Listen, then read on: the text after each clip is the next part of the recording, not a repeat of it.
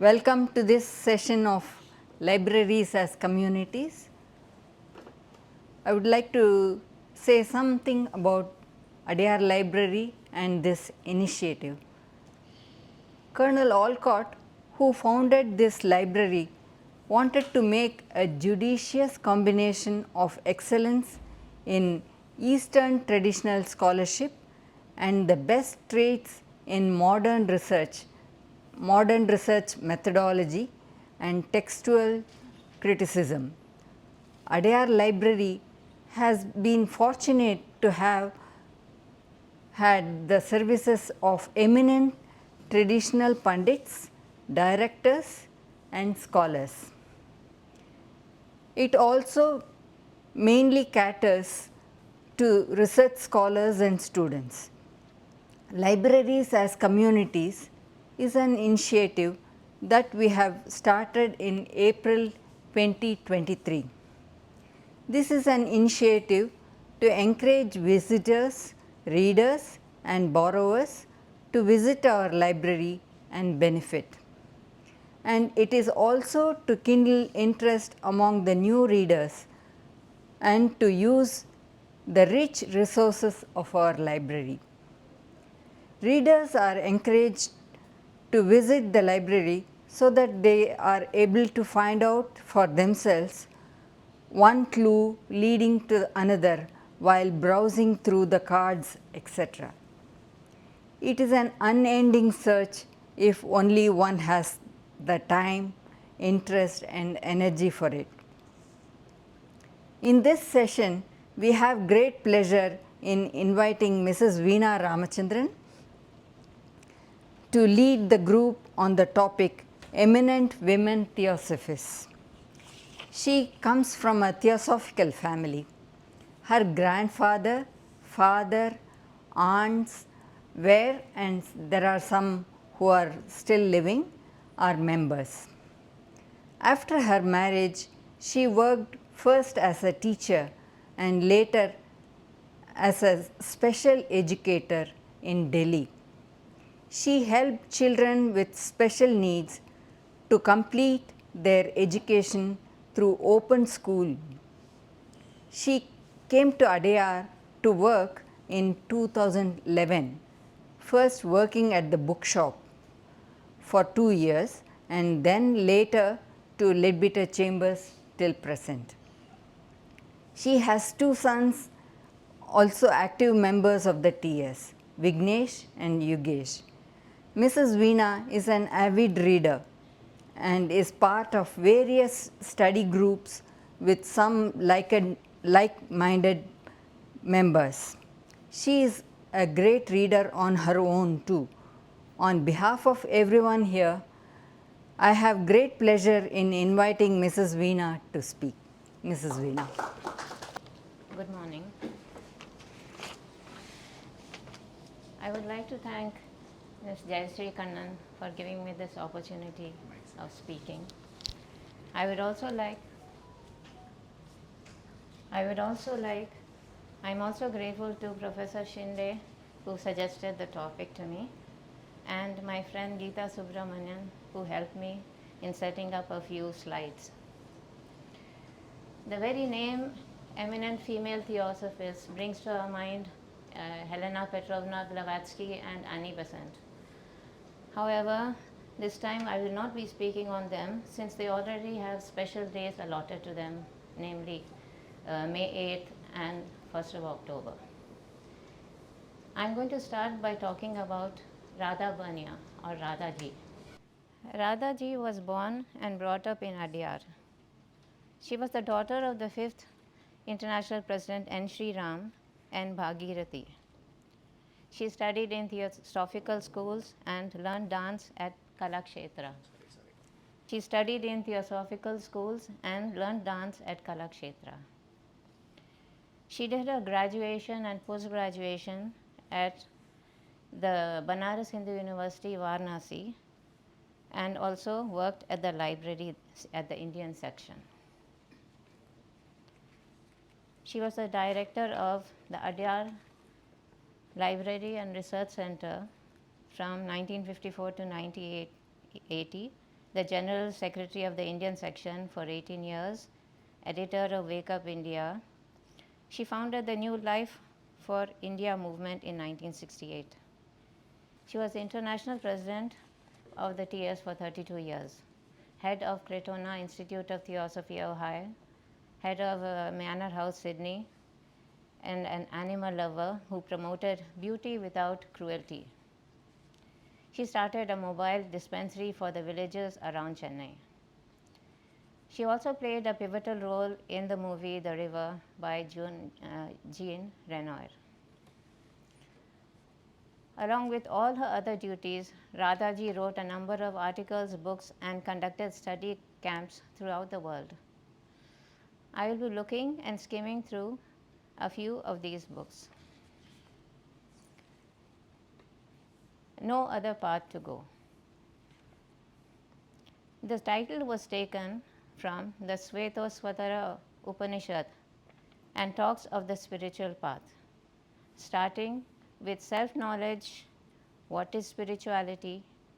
It tells us how just devoting some time to so-called spiritual practices hardly helps. It is compartmentalizing what should be practiced throughout our life. In Stages on the Path, she talks of purification of our lives. All our actions should be in harmony and not doing things in hope of a reward. Unfoldment of consciousness through wisdom, compassion, love, and selfless purity. Taking full responsibility. Each man is his own absolute lawgiver, the dispenser of glory or gloom. Finally, freedom from sorrow through desirelessness and the one reality, the unity of life. So I will be reading some excerpts from The World Around Us. The World Around Us was compiled from her On the Watchtower articles from the Theosophists from the year 1980 to 2007. It has 10 sections with different headings. The first one is Theosophy and Theosophical Society, the School of Wisdom and Adyar, notable Theosophists and other personalities. The second section deals with brotherhood, ethics, and morality. The third section talks of freedom and the art of living. The fourth section, karma and love. Fifth, religion, science, and technology. Sixth, true knowledge, maturity of mind. Seventh, rights and responsibilities, civilization. Eighth, evolution and progress. Ninth, women, inhumanity and violence. And 10th, nature and current topics. So since we are going to start the School of Wisdom soon, I will read a little bit of what she said about it. This is from her the article published in June 2005. In 1922, a proposal was made to establish a School of Wisdom at Adyar, whose programs would attempt to develop a dynamic synthesis of all the aspects of philosophy, religion, science, literature, and art. Annie Besant directed that work should be based on the central principle that all human activity is an evolving expression of the one life. Students coming from different countries were to have the opportunity to listen to experts on these subjects, study in the Adyar library, contribute papers, and take part in discussions. The school was called Brahmavidya Ashrama, a name meaning practically the same as School of the Wisdom, and the word ashrama suggesting that the students as a rule would be resident at Adyar. It was opened in 1926 with the expectation that educated young men and women eager for knowledge and prepared to lead a simple life would come from all the sections of the TS in the world. The school of the wisdom is meant to be a nursery from which generations of theosophical communicators would arise, combining in themselves the best qualities of mind and heart. They would then gain the respect or at least the attention of the world. Such messengers, being endowed with an open mind, would refrain from any controversy, merely presenting what they understood as the basis for further discussion among intelligent men and women. Students leaving the school were encouraged to form similar mini schools in their own areas and even lodges. Such an expansion has taken place to a certain extent. The European Federation conducts a School of the Wisdom in Holland at the Theosophical Center in Naarden. The West African section has also been conducting a mini School of Wisdom in Accra, Ghana. In Crotona, California, and in the Springbok Center in Australia, there are schools of Theosophy, which is another word for wisdom. Although geographically they may be remote from each other, their shared aims and approach to studies can integrate them in spirit. Stimulation of intuitive perception that relates the inner and the outer, a point of view embracing the happenings in the temporal world in a synthesis that draws sustenance from openness to the sphere of the eternal, and communicating energy which blends knowledge with devotion and seeks not to raise controversy but to engender enquiry and the capacity to find illumination from within. These are the shared aims.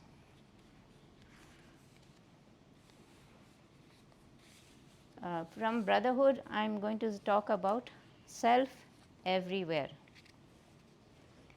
Beauty is said to be, this is from the issue, the July 1993. Beauty is said to be in the eye of the beholder because a person sees beauty when the condition of his mind is conducive to such seeing. Depending on the clarity and receptivity of the mind, the experience is deep and true or superficial and inconsequential. From the spiritual point of view, beauty is everywhere in nature. It is the divine core of all existence, a mode in which the ever-present reality manifests. Because our consciousness has not reached the necessary state of purity and sensitivity, we are able to see it only here and there, not everywhere. Whatever a person sees outside mirrors what is within. When there is beauty within, the mind sees beauty outside. When the mind is tainted, it fails to see beauty and reflects itself as ugly and evil elsewhere.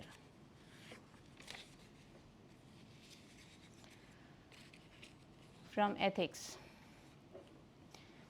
The ethical life is one of growing intelligence. He who is able to respond intelligently to the small as well as to the great events of life learns to act rightly. Intelligence and action, intelligence and love, intelligence and a sense of harmony and peace cannot be divorced from each other. To be intelligent is to learn how to live and grow in innocence and purity. Our actions, our meetings, and our contacts can teach us how to grow into the fullness of the stature of a human being. A human being is not meant to remain a creature subject to the whims and fancies of what he considers to be fate. He is not meant to be a person who is circumscribed by conditions, whose possibilities are confined within a rigid measure. The soul of man, says Light on the Path, is immortal, and its future is the future of a thing whose growth and splendor have no limits.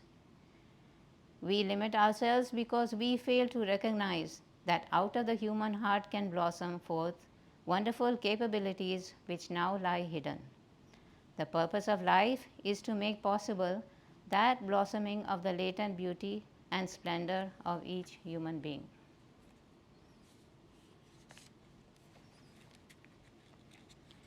The Road to Freedom, April 1999. One of the purposes of true religious teaching is to awaken people from deep conditioning and mechanical thinking, and doing in imitation of what others have always done. There is a strong tendency to live selfishly because everybody is selfish, to be aggressive because self-defense and outdoing others is smart, to cling to and fight for possessions because worldly attitudes and propaganda encourage this, and to do all the things which incorporate the individual in the framework of conventional living. Unfortunately, established religions, far from promoting the religious spirit of intelligent enquiry, do the opposite. By imposing belief, they discourage people from thinking independently. The clergy, who assume the role of intermediaries between God and the people, prevent the development of a full sense of responsibility in the individual. The authority of scriptures and words, which must be accepted without questioning of inquiry, deadens the intellect.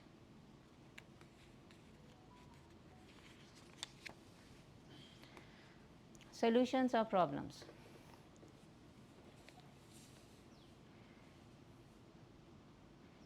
In spite of possibilities of accidents and attacks, there are enthusiastic advocates of nuclear energy as a solution for the energy needs of the world. Equal interest has not been forthcoming to tap harmless energy sources such as sun, wind, and tides. We have not yet realized that many of the solutions adopted in the present day themselves become problems. The increasing amount of nuclear and industrial waste produced with no really satisfactory way of disposal is also detrimental to the health of the earth in the long run. The same sort of question arises with regard to other things. For example, extensive use of pesticides and chemicals solves one problem, but in its turn has created other major problems. It is quite common nowadays to keep cancer patients painfully alive, often for only a limited period of time, by treating them with radiation or chemotherapy. In a considerable number of cases, the treatment does not really restore health to the patient, but makes him highly susceptible to other diseases because of damage to the immunological system of the body. Enabling a patient to survive in a state of chronic debility and vulnerability is a doubtful sort of solution that makes one ask whether it is a solution or a problem.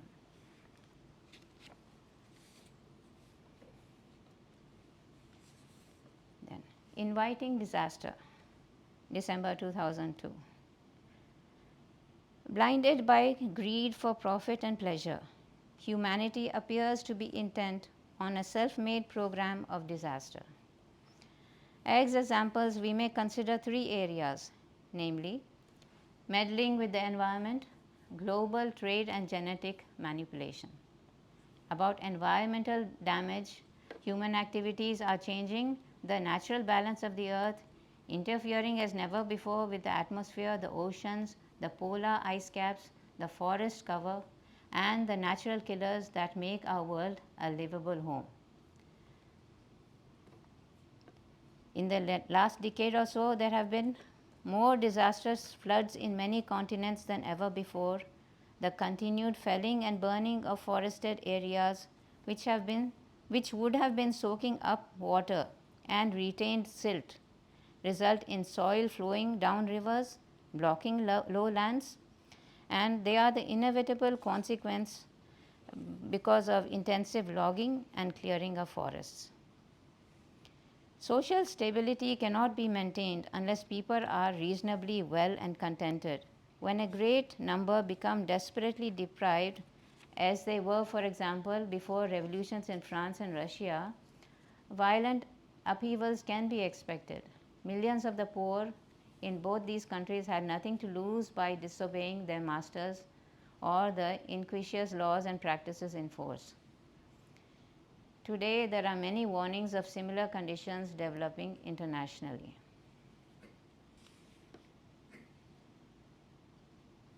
Consumerism and selfishness create their own ironic and even grotesque situations.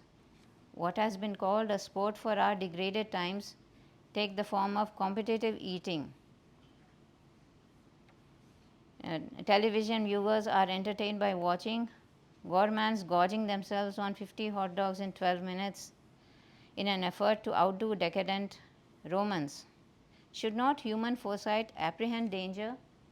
Unbearable pressures, including impossible debt repayments, unfair and exploitative trade conditions, if a veneer of benevolence is put on them by using the seemingly large-hearted term globalization, may make vast numbers of the poor growing ever more miserable and revolt with anger, whatever arms and means they can find. So, financier George Soros says, we have global markets, but we do not have a global society. We cannot build a global society without taking into account moral considerations. Heeding such warnings means sacrifice on the part of those who have in favor of those who do not, at the individual, group, national and international levels.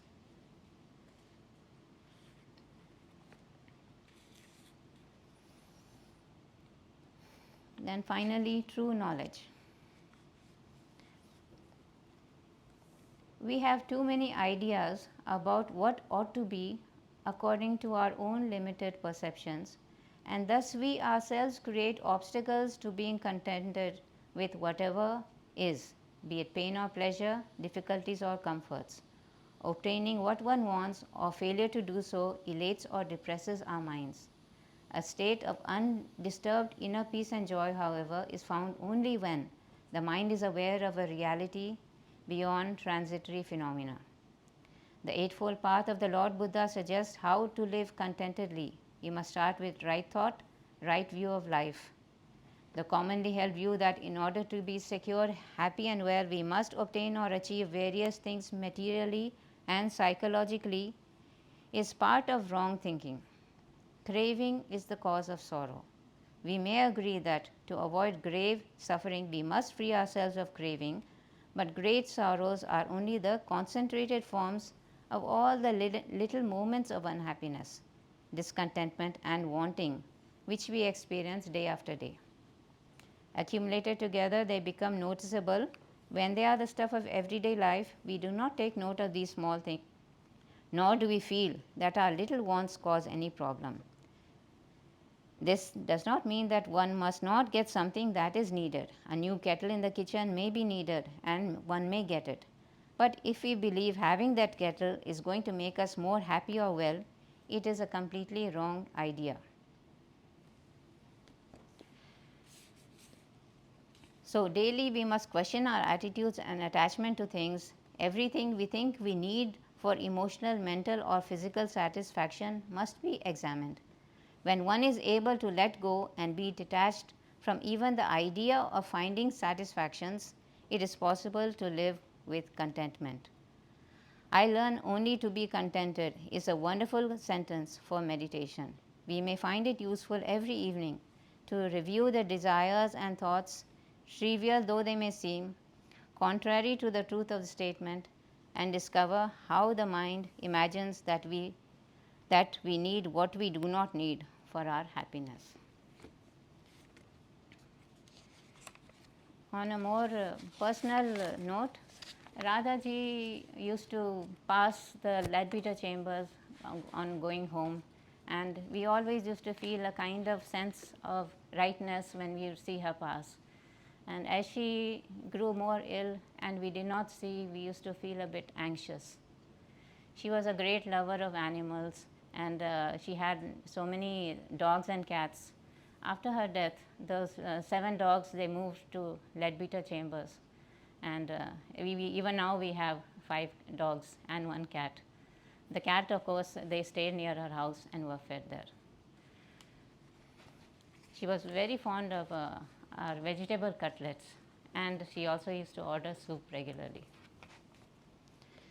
So, the next person I am going to speak about is Clara Codd. Clara Codd worked as a lecturer teacher and writer. She served as the General Secretary of both Australian and South African sections for the TS. Her theosophical her theosophical talks stretched to nearly her theosophical career stretched to nearly 70 years. She was born in Divan, one of 10 daughters. After her father's death, the family moved to Geneva. She accompanied concerts and theosophical lectures with her neighbor. The family moved back to England and she continued to attend lectures and joined the French section of the Theosophical Society. She met Annie Besant there, and she was an ardent socialist and went to weekly meetings and distributed pamphlets and finally was imprisoned for her suffragette activities.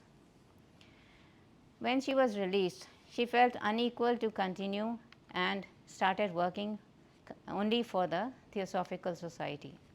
She became the first national lecturer for the English section. She was in great demand as a lecturer in the 5 continents. She could achieve great intimacy with her audience. She was in Adyar from 1910 to 1911. She participated here in all the activities. So, I am going to talk about some of her excerpts from So Rich a Life. About Annie Besant.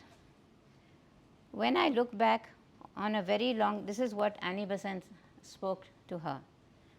When I look back on a very long life full of sorrows, I would now willingly forego all my joys, but not one of my sorrows, for I learned the most through them.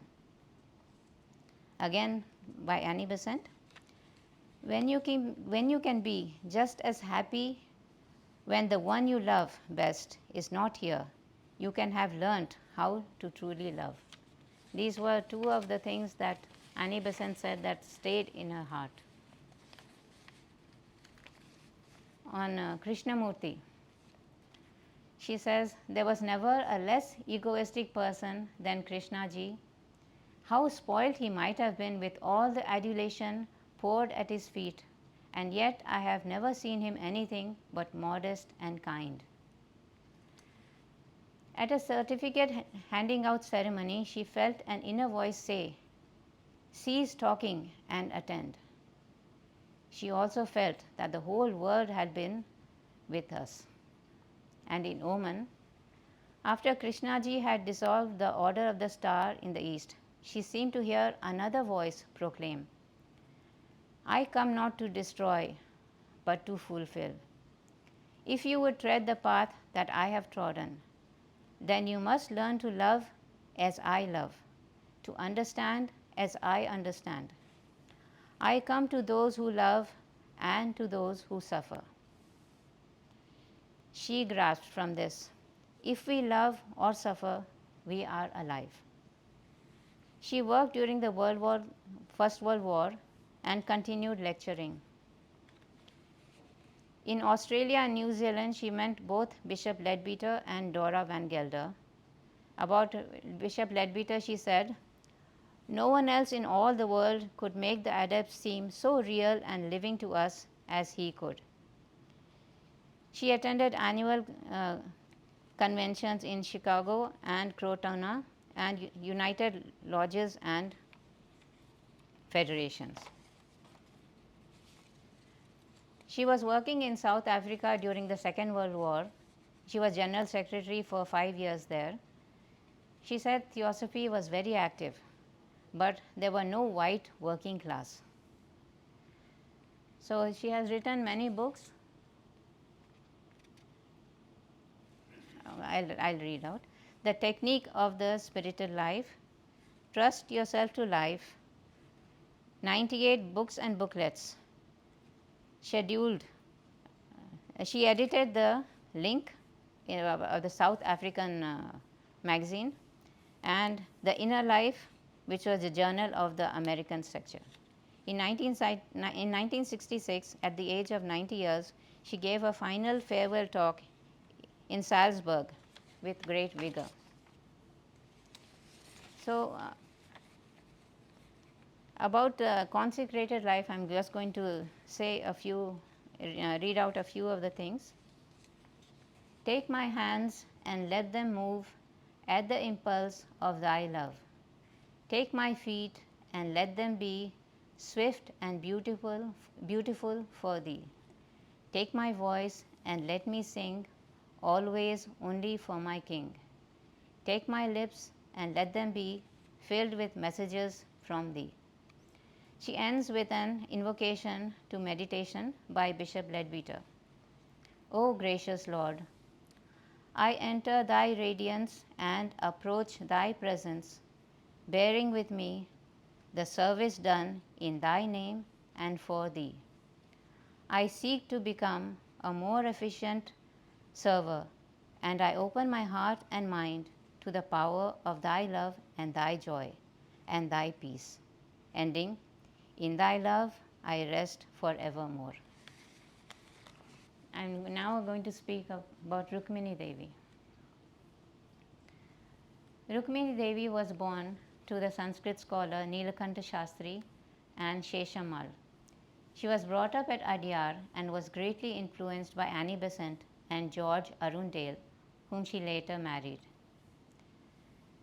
In her travels, she was drawn to Western ballet, but took the famous Russian ballerina Anna Pavlova's advice to seek inspiration from traditional Indian arts.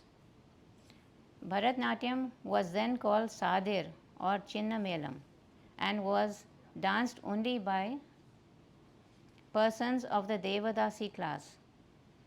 It was Rukmini Devi who first called this dance Bharatanatyam, and as it originated from the great sage Bharata. In the International Convention in 1935, Rukmini Devi performed in front of her main opposers. They wanted to abolish the Devadasi system, but they were persuaded by Dr. G.S. Arundale and attended this performance. Rukmini Devi's graceful movements, her expressions, and complete identification with the spiritual message that she was endeavoring to convey through her dance brought a complete rapport. Rukmini Devi introduced proper stage lighting, suitable backdrops, and wings. Her repertoire was unique and varied. She found a traditional teacher in Sri Meenakshi Sundaram Pillai. She revived the traditional handloom weaving industry and kalamkari, which is now back in fashion. She was a great animal lover. This is from some of her books. Theosophy of Beauty. My dream for our academy is it should not merely serve to encourage the arts as such, but should no less stimulate the spirit of art in every department of life. My theosophy. Our value to the new world is in our living. We have to become vital living people.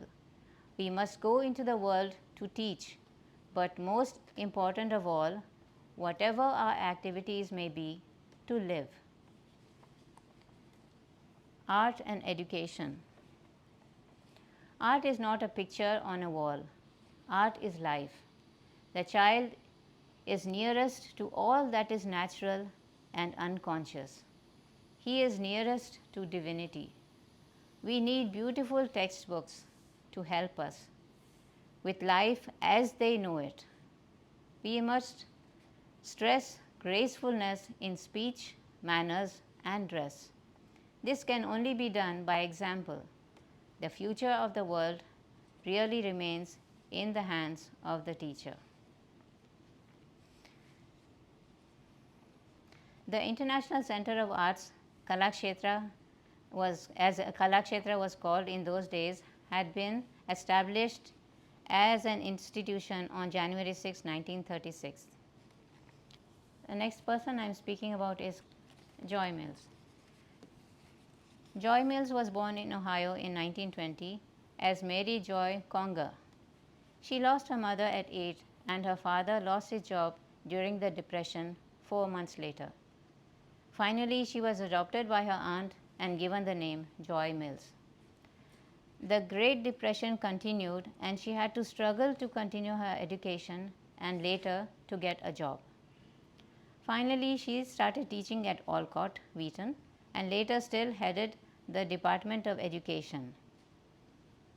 At the end of the war, Joy helped through a series of classes to establish 100 new lodges through the country. This is America. She served as president of the Theosophical Society in America from 1965 to 1974. She was the international vice president of the Theosophical Society from 1974 to 1980. She was instrumental in establishing the Quest books through the Kern Foundation. She was director of the Crotona School of Theosophy. She was National Council President of Australia for 3 years. She wrote a number of books. 100 Years of Theosophy in America, talking about very, very life-changing happenings there. The One True Adventure, Theosophy and the Quest for Meaning, from which I am going to read something. The One True Adventure, Theosophy and the Quest for Meaning. Now is the time to be human. The time has come, I believe, to face the truly central issue involved in being human. The issue not of defining problems external to ourselves, but of confronting ourselves as the definers of problems. The issue here is not so much with an examination of the nature of human beings, finding a response to the question, who am I, but rather with the essence of our humanity. In what does our humanity consist? What does it mean to be human? We must learn to speak the language of our humanity, of our humanness, so that we can speak to each other, not about things, about technical achievements and technological advances, but in the truly human language of the heart. Such a speech is not alone of words, it is a language of one's intimate being, given expression in the total communication of ourselves to others. It is basically of a psychological order defined by reference to feelings and thoughts, to attitudes and to actions prompted by these. We act out in every moment of our lives the vision we hold of ourselves and of life in general. Emerson was correct in his well-known statement, "What you are speaks so loudly I cannot hear the words you say." The manner in which we see ourselves, the value we give to our lives, is constantly given expression in our actions. We cannot, of course, define our humanity without encountering the essential problem of who we are. But for the moment, I suggest our focus be on how we reveal ourselves in the mode of behavior we adopt. Most of us play games with each other, even with ourselves. When we play games, we do not totally communicate. We view the other as the opponent, someone to be defeated or at least tested. If you watch two people when they meet, there is a tentative feeler put out. We may begin to smile, but if the other does not smile in return, we immediately cease to smile. We say we are afraid of being hurt. We cannot reveal our vulnerability, and so we shield ourselves in some way. It has been suggested that imagination can tidy up the chaos of sense experience, for it can perceive a deeper significance to daily events and can awaken us to the need for a genuine morality as ecological morality, which is the ethic of the spirit. It is a stable mind, the mind crystal clear, reflecting the light of wisdom, the mind that through the exercise of its extraordinary nature can visualize and therefore bring into existence the noble society of which we dream. When we recognize the role of the mind and its vast possibilities, the mind as Buddha, the mind as mantra, the mind as that principle in us which is a living God and which at the same time defines our human state, we begin to realize that the function of imagination is to make palpable the fact that matter in its subjective aspect is spirit, while spirit regarded objectively is the material world. That is to say, the world of things or samsara is nirvana, nirvana is samsara. All depends on our point of view. The realization of this changes our total vision, and with a change of perception, our behavior, our modes of action in the world completely change. According to Dr. Carl Jung, images are the basis given of all psychic life and the privileged mode of access to the knowledge of the self within. Imagination then underlies all perceptual and cognitive processes. From an epistemological point of view, images are the only reality we apprehend directly. Everything we know is transmitted by images. Images are the fundamental facts of human existence. It is from the stuff of images that we create our world, just as we ourselves were imaged forth into time and space from the stuff of universal mind.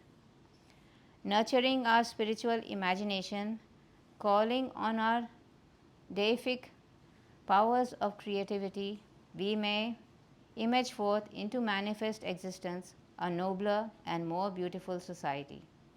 So, the ordinary mind reveals its extraordinary nature. It is the mind illumined from within, the mind awake to the direct perception of the one reality abiding in all things. It is the mind alight with the refulgence of the spiritual self. It is the mind, therefore, that is one with the heart in seeking to serve all beings. One task, it may be said, is to transform Kama Manas into Buddhi Manas, the mind driven by desire to the mind illumined by love. In that transformation, we release all the potentials of the living God within us: compassion and caring, humility and gentleness, patience, and an infinite concern for the welfare of all. In that transformation, we will have obeyed the injunction of the Buddha to produce love in one's mind, a love that knows there is no other. There is only the one ever remembering itself as it reveals itself to countless forms.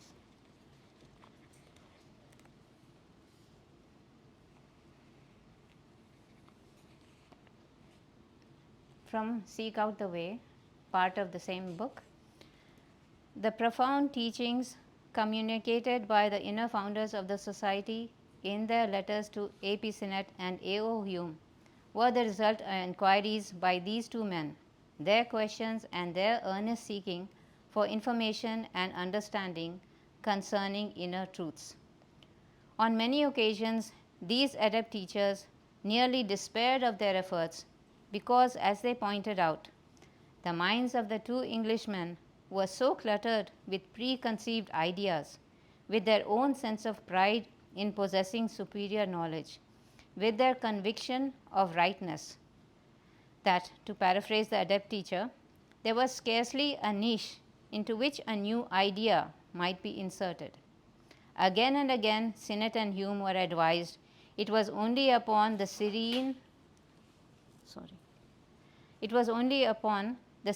and placid surface of the unruffled mind, a mind open and free from the contamination of selfish interests and preoccupations, that the light of truth might shine. The inquiry, in other words, must be from an authentic openness, not the kind of seeking that is already convinced of the answer. We may think that Sinnett and Hume were extremely obstinate men, wonder how they could have been so stubborn in their convictions that at times they seemed to argue with their Mahatmic teachers. Yet, are we not sometimes just as proud of our convictions, as stubborn in maintaining the correctness of our views?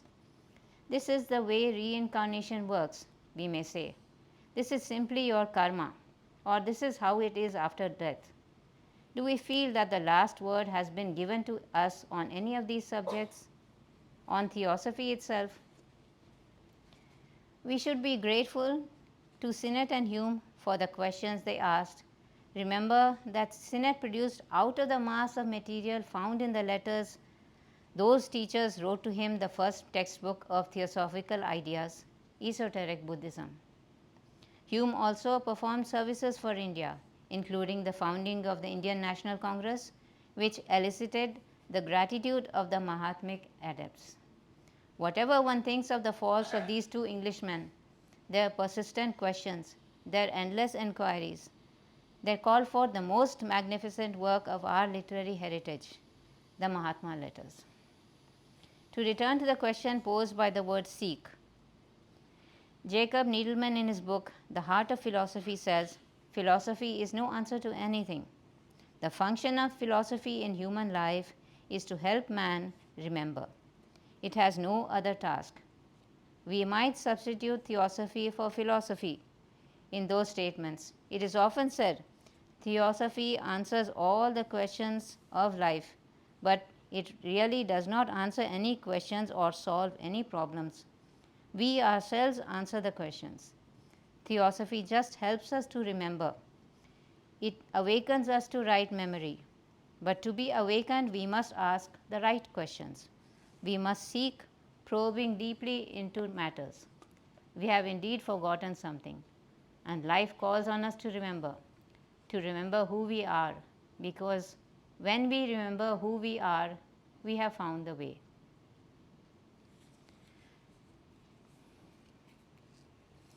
Genuinely seeking then involves a question that lies at the core of our being, which is never satisfied with easy answers, but that carries us both outward and inward toward true knowledge. Its answers demands turning of the will, for which William Jones wrote and which Plato called eros, or love in its essence. Because of the nature of love, one does not approach the question with the scientific, scholarly mind alone. One stands before the question, as Socrates demanded of his listeners, and gives attention to the question, stripped, as Plato might put, of all but love itself.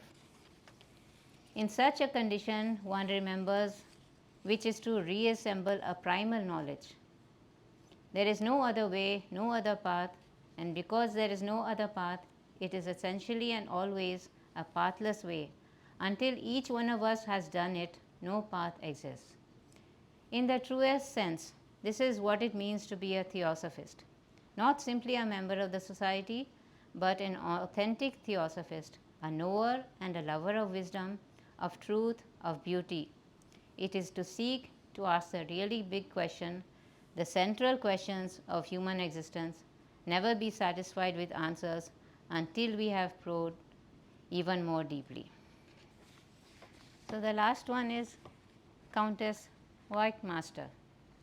She was born in Florence, Italy, and was married in 1863 to Count Wachtmeister. I'm sorry I can't pronounce her maiden name. After she joined the TS in 1880, after reading Isis Unveiled, she strongly desired to meet Madame Blavatsky, which she did in London. Mary Gabbard, another theosophist, suggested that she assist Madame Blavatsky, who was working on the secret doctrine. At first, HPB refused, but on the master's recommendation, she invited the Countess to stay with her. She warned her of the single bedroom in which she had placed a screen which they would have to share. Countess Whitemaster functioned as an all-round helper and lived a very simple life. She was a companion and co-worker of HPB till her death in 1891. What is not widely known is that after HPB's death, she travelled widely with Annie Besant and helped set up lodges, not only physically but also financially. She also lectured.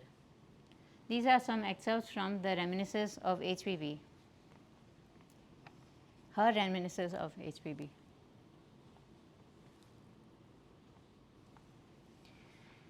So, HPB shared her method of working.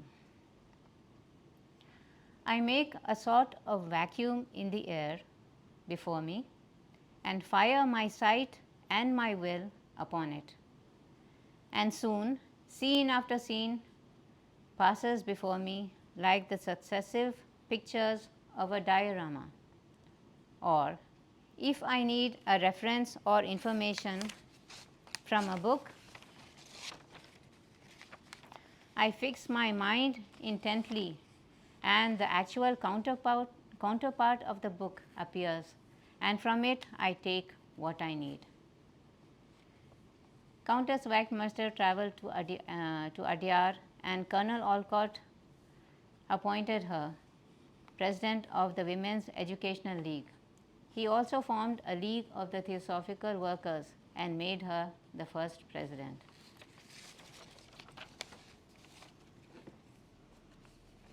So, thank you for your attention.